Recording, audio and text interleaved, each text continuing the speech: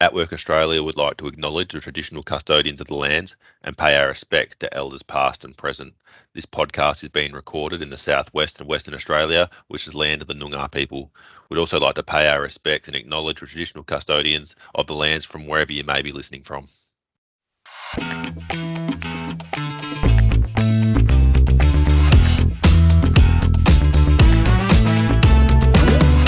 Hi everyone, welcome back to another episode of Candid Conversations with Shaun, where we continue to share the stories of atWork Australia clients and the impact that employment has had on their lives. Today I spoke with a ParentsNext client, Naomi, and I take my hat off to her. I have no idea how she finds time to do anything. As a single mum to 3 young kids and now operating her own small business, she's a very busy lady. I really enjoyed my conversation with Naomi, and I'm sure you will too.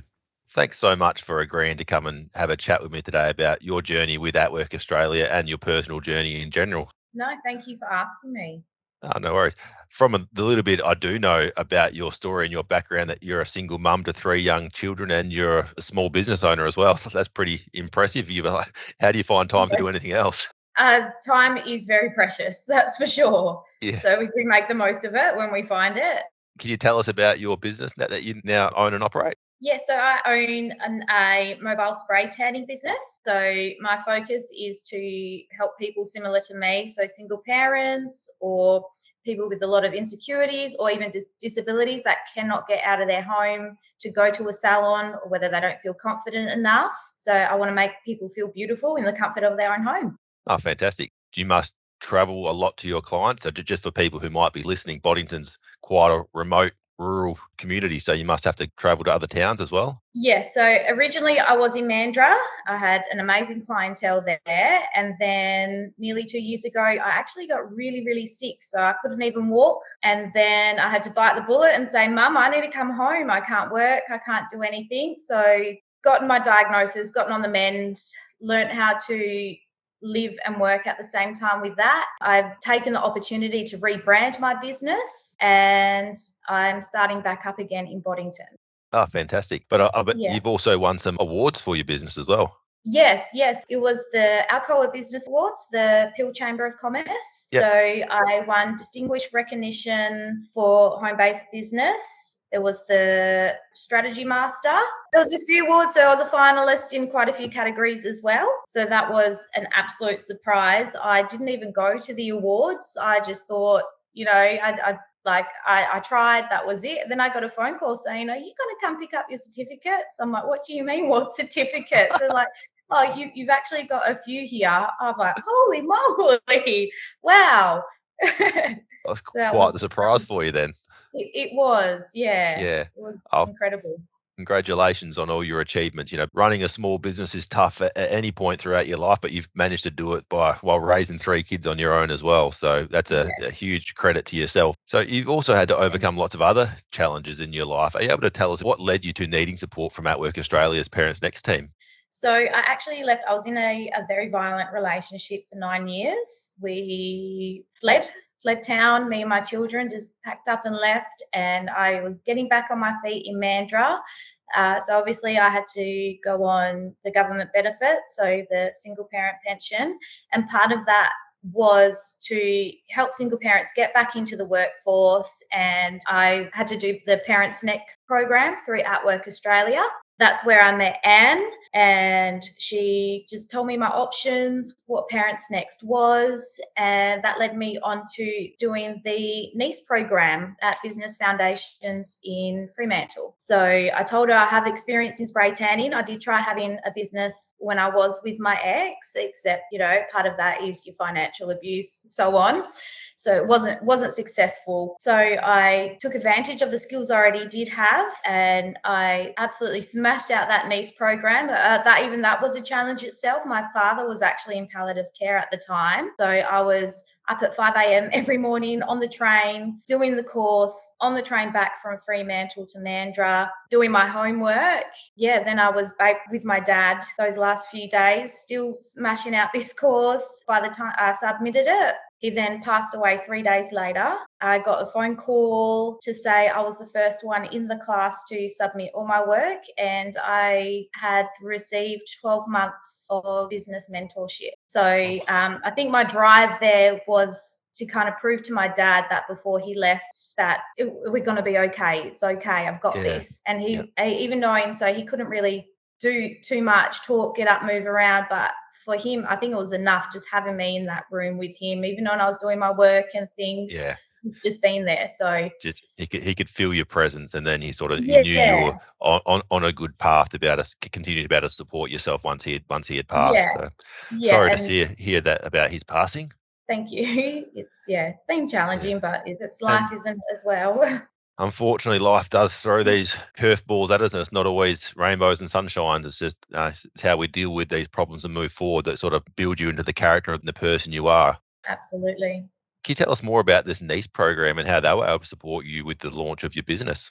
Yeah, so pretty much the Cert 3 in micro business, it helps us learn how to do a business plan, your financial plan, and marketing to start up a business. So yeah, pretty much to start up business, you go to a course, you have your lecturer or your teacher, and we go through all the activities, all the things you need to do. After that, once you've submitted your business plan and everything, they go through it. If they have approved it and know that your business will be financially sustainable and successful, you get to receive 12 months of free business mentorship. And how valuable was that mentorship for you in guiding you through the launch of your business and getting it up and running? It was incredible. So any question I needed, I could contact my mentor. I pretty much jumped on every opportunity I could, and they even offered opportunities for me. So I was asked if I would like to get into motivational speaking and all sorts, because they knew my story as well, and how much the challenge and how much I was striving to succeed. And so I actually did turn that down because mentally I wasn't there yet. We were still recovering from what we had been through, me and my family. So just getting a business and a job was what I needed. My business mentor he was just so clear and made things a lot more easier for me to understand, pointed me in the right direction where I needed help, and assisted me in where I could improve as well. And do you think you'd consider doing the motivational speaking again at some point? I know a little bit about your story, but I'm sure there's lots of women who have been through similar situations who might not have had the strength that you had to get out, and they could probably take a lot away from your experiences. Absolutely. Now that I have got more of a clear headset, I've done a lot of, counseling and seen psychologists and things like that. The biggest thing for me is I didn't want to dwell in the past, and I don't always want to be known as that victim or survivor, or because that's really is only just a part of my life. I am still Naomi. Even though I've put the hard work in through what I've been through, I'm still that same person as well. Yeah. But I would love to share awareness for men too, because they also go through domestic violence. And I have noticed there is less services for them out there. Even just telling your story if that can save one life, I'd be more than honoured to be able to be in that position to do that. Yeah, and I totally understand what you're saying, how you don't want this one period of your life to be who you are. I went on a holiday to Bali when I was 19 and I lost 90% of my eyesight, and this was nearly 14, 15 years ago now, but people often still sort of see, oh, you're the blind guy. You're the guy that went to Bali, got sick. But I've gone on to do so much more since then. That's just a small chapter of my life, but I guess it's always got to be a part of my life because you can't undo the past. But yeah, there's much more that I'm doing now that's come from that. Yeah. And I think also in a way, going through these things has given me more strength to strive to do a lot more than probably what I would have done if I wasn't in that situation as well. I just want better. I want better and I want better. Yeah, totally. I agree. I've been in that dark place and had something horrible to happen to me. And I've sort of said, bugger it, going forward, I'm going to try and do as much as I can and the things I want to do to try and improve my life. So I think sometimes you can learn a lot from the tough times you go through. Yeah. So I listened to a podcast that you were on. It was on Spotify, and listened to your story, and I was just blown away. But one thing that got me was when you said you did grieve when losing your sight and all that. And I'm just like, I did too. So this is more recently, not like the domestic violence. So I was diagnosed with fibromyalgia and chronic fatigue. There was times where I couldn't even get out of bed.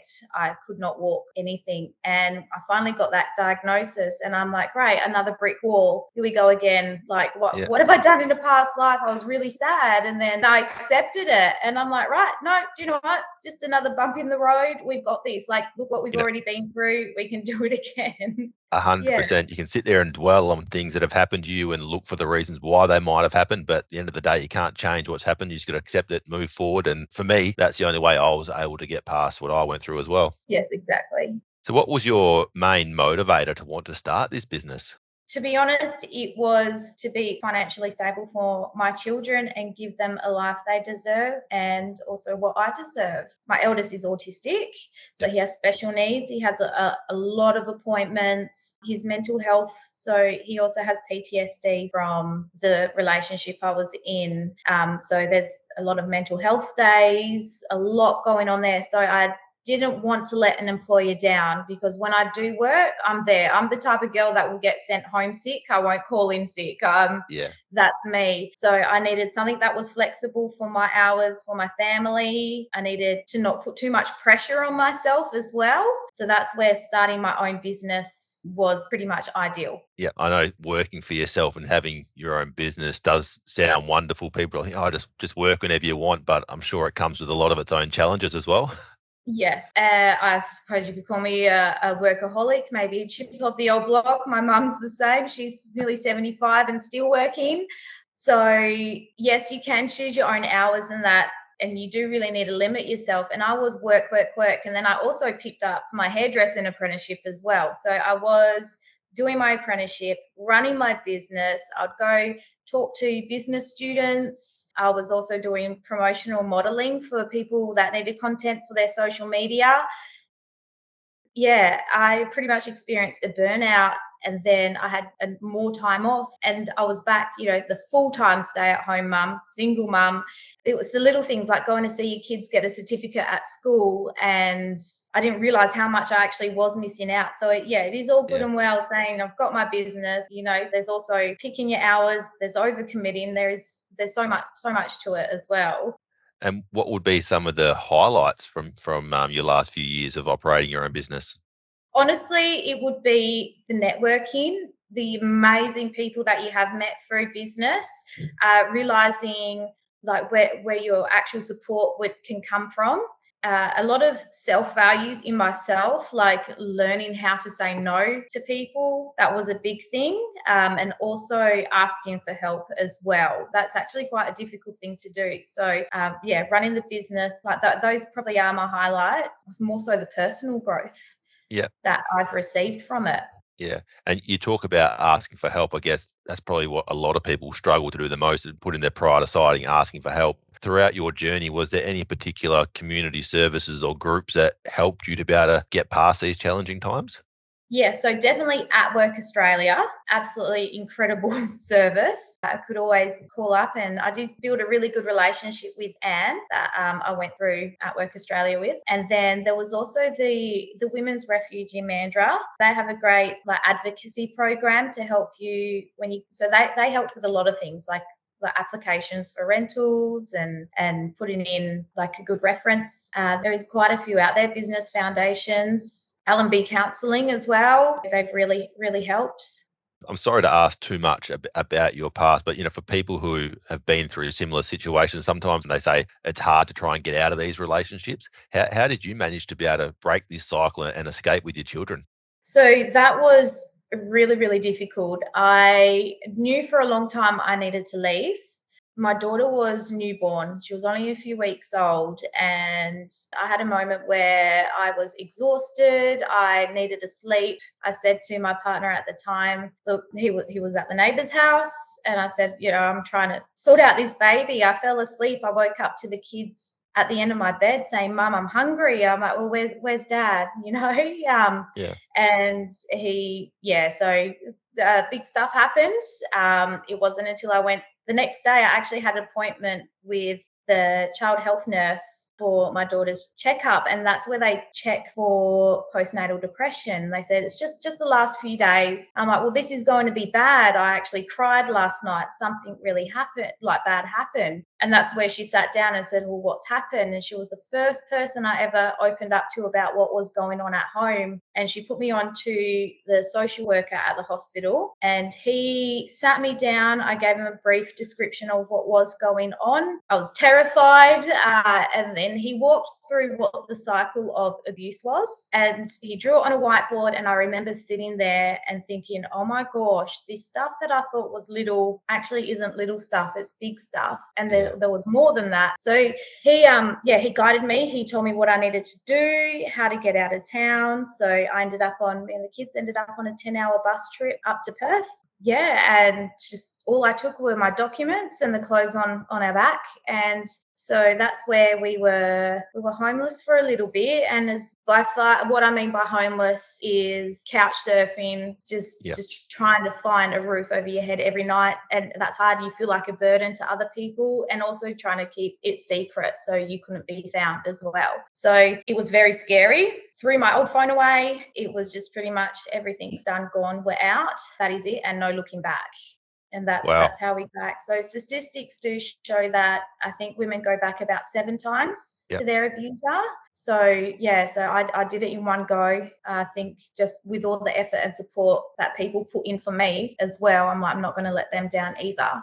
Yeah, well, congratulations on having the courage to make that move and get out and create a better life for yourself and for your children. So you should be very proud of yourself and what you've done. Yeah, so it's you don't realize how strong you are until you have to be. Yeah, people speak about resilience and say, were you always resilient? Or do you sort of find the resilience when you go through these times and you're forced to have to use those type of skills? Yes. What advice would you give to other people who might be going through or facing similar challenges? I think to be very easy on themselves. If they are going through it, there is support out there. Sometimes you don't know where to look, but even talking to your doctor or a child health nurse, there are systems out there that will help. They're not alone. A lot more people have been through it than what you think. You're not the only one, and there is absolutely no judgment whatsoever. And if you do receive any of that judgment, then that's other people's issues that they need to deal with in themselves. And if you go back, there's no shame in that either, because we go back to what we know, what we're familiar with. Sometimes it takes a few tries. It's a scary thing having to pick your life up and move away from what you know. So like you say, if you can get the right help, right support, get good people in your corner, and if people are judging you for it, then they're obviously the wrong people and you don't want to be associated with those people anyway. Exactly. Tell me more, about Oh My Glittery Gosh. What's the future look like for that? What are your hopes and dreams for that business leads? Yeah, so originally I was doing nails with the OMGG, which is why it was Glittery Gosh, or the glitter and that. But I did end up breaking my wrist. So I've got brittle bones. I've broken nearly 7 bones in the last 2.5 years. So that's where my hairdressing and the nails have stopped. So it's ideally just on the spray tanning now. So I'm rebranding. We'll have a new business name. I've just enrolled in an eyelash extension course, so I will be adding that to my services. I'm hoping to get an amazing clientele here in Boddington. Also find days to travel to other country towns that are close by, so no one misses out there. And I also like to use my business to give back and support the community as well. So for example, in Mandurah, during COVID, we couldn't work. So a lot of my solutions were going to go to waste. They were going to expire. So when we were allowed back with the social distancing, I just said, hey, come to my place. I'll give you free spray tan in exchange for non-perishable food items and, women's products, and donated them to the local women's refuge there. So yeah, lots of little bits supporting local footy teams and I do love to give back with my business. It's quite often you find in life when the more you give, the more you get back in return. It might not come back your way immediately, but I definitely believe in do good things and good things happen to you. Yes, yeah, I think, and also it's opened up many doors. I've met many amazing people. I've also considered, well, maybe in the future, like before, I could get into the motivational speaking, or I've been looking at doing some leadership courses. I just do enjoy motivating other people and using my business and what I've been through as an example. Have you ever stood on a stage and spoken to an audience about your story? No, I actually haven't. Although standing on a stage is kind of second nature to me. I've been acting since I was 3 in amateur theatre. So actually, I feel I'm very blessed to have the skills where if it did come to that, I think I would be able to confidently share that with other people. When you're speaking about your own journey, so it's easier to talk about, and you can find the right audience, you'll be able to connect with them as well. Yes. So if people want to find out more about your business, where can they go? Do you have an Instagram people can check you out on? Yeah, so I'm still on Instagram with Oh My Glittery Gosh. Yeah, if anyone wants to give that a follow, it will be changing soon though, but I'm not going to drop what the new name is yet until we're all good and ready to go. I am also on LinkedIn, Naomi Jo Gillis. Yeah, that's pretty much all the social media I do have. I don't have a website at the moment, and I'm not on Facebook at the moment either. Oh, fantastic. I'm sure people will be able to connect with you with a quick Google or look on Instagram anyway. Oh, yeah, there's plenty on there on Google. Yeah, just have to Google my name or my business and all sorts will pop up. Fantastic. Thanks so much, Naomi, to coming along and having a chat with me today. I really appreciate learning more about your story, and I'm sure our listeners will take a lot away from learning about your experiences as well. No, thank you. It's actually an honour to be able to come on here and share that with the world. Fantastic. Thanks for tuning in for another episode of Candid Conversations with Shaun. I really hope you enjoyed my conversation with Naomi. And if you'd like to find more information about anything we spoke about today, please check out the links in the show notes. And if you're enjoying this podcast, please be sure to click subscribe. See you next time.